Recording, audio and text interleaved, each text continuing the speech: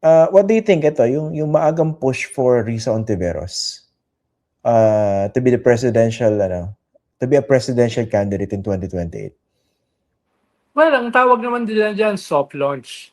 Ibig sabihin, para lang magkaroon ng rallying figure yung kanilang mga supporters. Dahil nga at this point, ang daming mga crisis na nag-unfold, unprecedented crisis at wala masyadong nagre-level up as leader nung poll na yan, yung pink poll na yan, dito sa unprecedented crisis ng corruption, impunity, invasion, economic crisis, etc. So parang yun yung isang dahilan. Ikalawa, parang probe din yan eh. Titignan kung meron bang traction.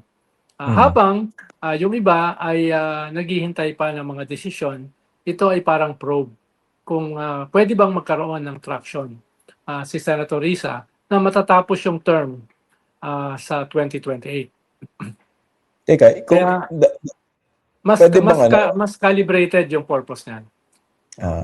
Pero nagpo-push kay Risa kasi sina Sonny Trillanes dati pa naman yan, no?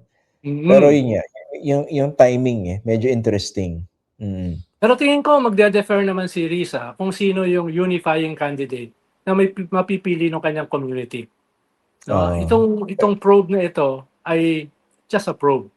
No? Hindi siya final pa. Dahil nga 2 years pa naman. At meron din naman silang proseso na dinadaanan. Anong sila? Ayun, yung mga kasama sa Pink community, si Kiko, si Lenny, si Bam. No? Eventually, may pipiliin dyan na isa lamang. Hindi naman sila maglalaban-laban sa isa't isa. Syempre, isang malaking kalokohan yun. Sana hindi na sila tumakbo. Yes. Pero syempre, bawat isa sa kanila gustong mag-level up para makita nila yung kanilang numbers na tumaas naman. Lalo na sa kasalukuyang conjuncture na ang daming mga unprecedented problems at saka mga crises. Dapat naman talaga Kasi ngayon parang wala pa talagang clearly umangat, di ba? Pero ang consistent dito, to be fair talaga, ever since si Senator Risa Ontiveros. Dami naman niyang ginawa, di ba? Oh. Dami niyang ginawa, lumaban siya, di ba?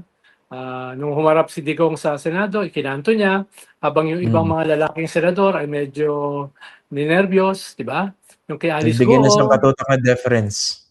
Di ba? Sino ba yung kayang lumaban kay Kibuloy? Lahat takot dyan eh. Sino ba lumaban? Siyempre si Risa.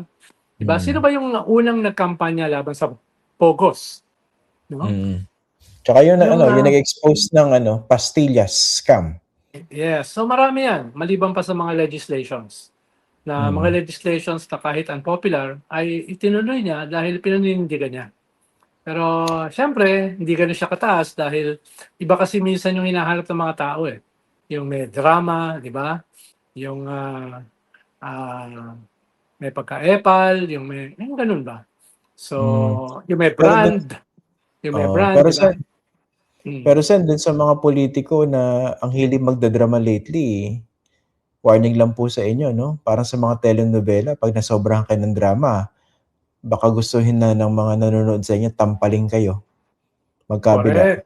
Makakapi ko na kasi drama. Totoo lang. Yung gusto na kayong pagtatampalin, pabalik-balik. At kung i-monitor mo yung social media, no? Doon sila nananampal. No? Correct. Hindi naman lahat sasama sa mga rally eh. Hindi naman lahat pupunta sa Senado eh, para mag-ingay. Pero karamihan, yung silent majority, ay hindi silent pagdating sa social media. Doon nila pinagsasampal yung mga ugok na yan, yung mga walang hiya na yan, yung mga kawatan na yan. Tsaka Sen, isa pang indicator. Pag sinasampal sa pisngi, okay pa yon. Conventional na pananampal yun eh. Pero pag tinatampal-tampal ka na sa noo o sa baba, iba na yun. Oo. Wake up call na yun. Lalo na kung Aimee Marcos ka. Ha?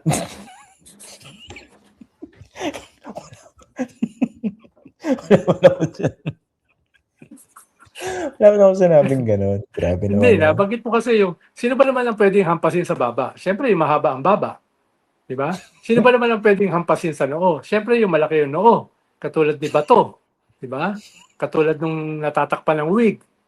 Ang ang ang ulo, 'di ba? Yan, sino ba yung mga yun?